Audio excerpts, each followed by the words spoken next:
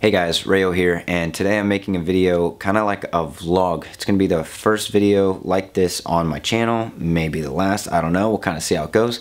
But I wanted to say thank you for the upcoming 3K subscribers and supporting me this far. I really enjoy making this content and interacting with you guys. This video is just going to be why I started Guild Wars 2, or how I started Guild Wars 2, why I enjoy it and still play it, and then why I think anyone that's thinking about getting into it should start in 2018. So I hope you guys enjoy the video. Over the past 4 years that I've been playing, Guild Wars 2 has offered me so much enjoyment in the form of PvP, PvE, any sort of content that exists in the game. I have enjoyed it thoroughly. Guild Wars 2 though, at first I think it's important to mention, overwhelmed me a whole lot. I had no idea what to do. There was holiday events going on in every single map, every single direction of the map. There was map completion. I was getting experience for gathering, for uncovering different parts of the map, and then interacting with these vistas and points of interest. And I was like, okay, I'm gonna max out my character super quick, which honestly put me off at first, because most games that I've played, you will max out your character and then you have no idea what to do. But I soon realized that this is not the case with Guild Wars 2. In Guild Wars 2, the game actually takes place once you hit level 80, the max level. And getting from level 1 to 80, I guess in my eyes, like an extended tutorial to teach you, or for you to learn yourself, how to actually play and use the combat system on a very basic level, like understanding dodge rolls, understanding your profession, understanding how weapons work on your profession, and understanding that weapons work differently on different professions. So once I kind of got a grasp of that, I jumped into something called the World Boss Train. The World Boss Train in Guild Wars 2 is a series of bosses throughout all these core maps of Tyria that will award you pretty well for your time invested in these boss fights. What's really cool about these boss fights is, aside from the graphics being freaking awesome in Guild Wars 2, is that the fights are really immersive. The combat system in Guild Wars 2 is very awesome. The mechanics of these fights and all these things going on is very cool, and it kind of gives you an entry-level idea of what to expect later in the game. But during this time, aside from taking in all the graphics, learning some basic combat mechanic stuff, and really enjoying my time, this is where I found some of the core values that I really appreciate about Guild Wars 2 that I kind of take for granted 4 years later. The first one of these values would actually be the community. As I'm running this World Boss Train, there are like 50 different people, all with the same goal in mind, to kill this boss and get rewards. And whenever there's specific mechanics, people will talk and communicate in the map chat to organize these different aspects of the game. What's really cool is, like, using a world boss for example, is that no matter what you do within the fight, as long as you participate and help achieve that collective goal, like if you're manning the turrets at Tequatl or you're killing the Zerg, you all are going to get the reward at the end for killing the boss. It's not like you're going to get better rewards for doing this aspect of the fight, and this person's not going to get any rewards because they're technically not doing anything for the fight, but they're doing something that's crucial to make the fight succeed. You all are going to get rewards. This kind of system in Guild Wars 2, where it's non-competitive, really plays into how well the community plays with each other. You have personalized gathering nodes, personalized looting systems, so that way there's no competition about who gets there first to the gathering node. If you see an iron ore node, you can mine it, your friend can mine it, that guy can mine it, Oprah can mine it, and you all are going to get the same rewards. Same with the looting system, with running dungeons and running raids and all that stuff. As long as you've done enough participation, you are going to get 100% of the reward. If for some reason you actually did 49% and the other guy you're playing with did 51% of the damage, it's not like they're going to get the drop and you only get 49% of the experience. You are going to get 100% of the drop, they're going to get 100% of the drop, which I think really plays into the helpfulness of the community. It's almost second nature with the community in this game. The community is very goal driven. Whenever they have, like, say someone's going for a legendary, they're going to do all the steps it takes to get that legendary. If someone is also going for a legendary but they need help, they can ask, and 9 times out of 10 someone's going to respond.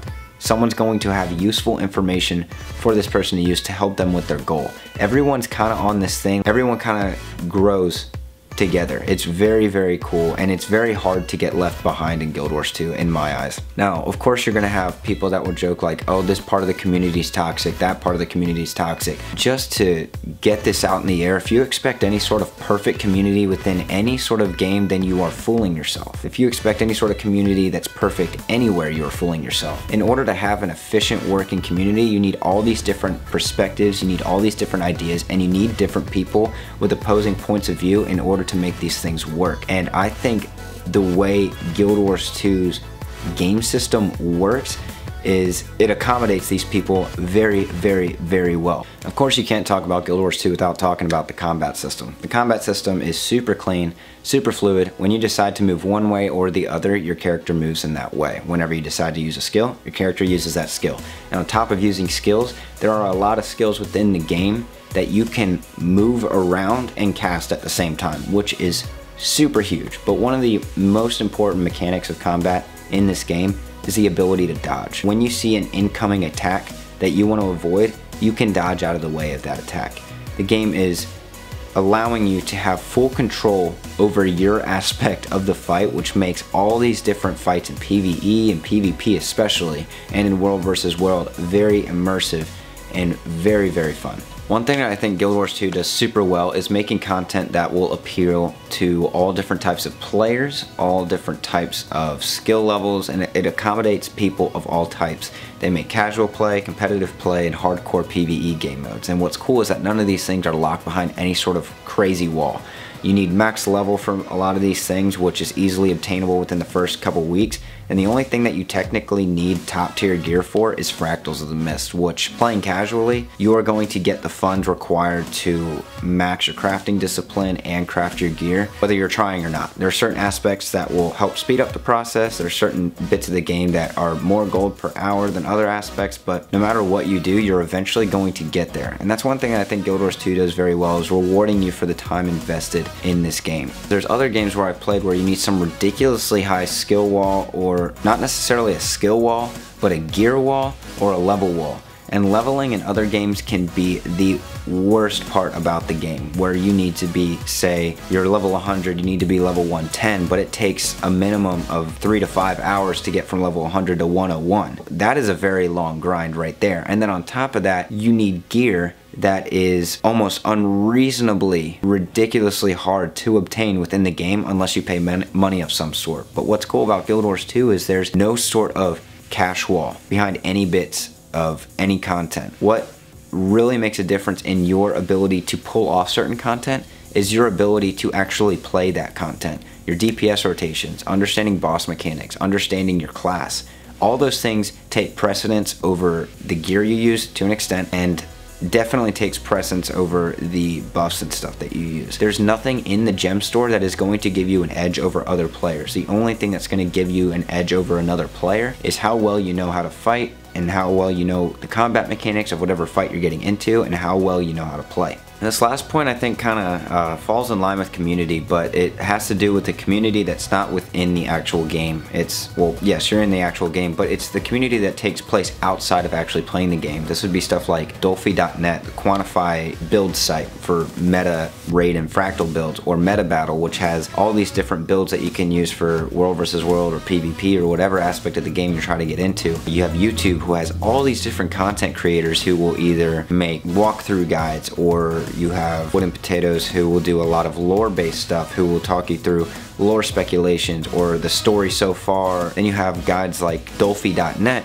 who does all these different written walkthroughs, and will also, whenever there is a Black Lion store promotion with new weapon skins, this one person will invest in all these skins in order to showcase them all in an actual in-game setting, which is very, very dedicated. You have a super huge community outside of the game putting in a lot of time to make the game more fun, more interesting, and easier to learn for people who are just now getting into the game, or people who are already playing the game and may not know certain aspects. Like, I personally like to do fractal guides and help you with fractal stuff, and help you do things to help gear your characters and make the grind for ascended gearing less of a burden. You have people like Doror, who will do very good fractal guides. He does awesome fractal guides. You have Teket's Workshop, who will do raid guides, farming guides, do all these gold farming guides, which is awesome. You have a lot of content creators on YouTube who will help you out and do visual guides. You have, I don't know, you have such a solid community outside of Guild Wars 2 that can help you learn the game better